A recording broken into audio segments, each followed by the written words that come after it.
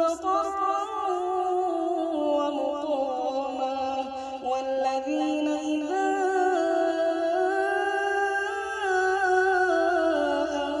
أنفقوا لم يسرفوا ولم يقتروا وكان بين ذلك قواما والذين لا يدعون مع الله إلها آخر ولا يقتلون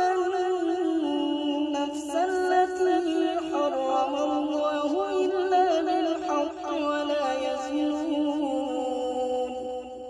ومن يفعل ذلك يلقى أثاما يضاعف له العذاب يوم القيامة ويخلد فيه مهانا إلا من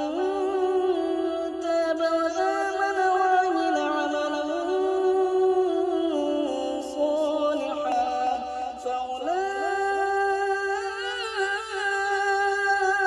فأولئك يبدل الله سيئاتهم حسنات وكان الله غفورا رحيما ومن تاب وعمل صالحا فإنه يتوب إلى الله متابا والذين لا يشهدون الزور وإذا مروا باللغو مروا كراما والذين إذا ذكروا بآيات ربهم لم يخروا عليها صما وعميانا والذين يقولون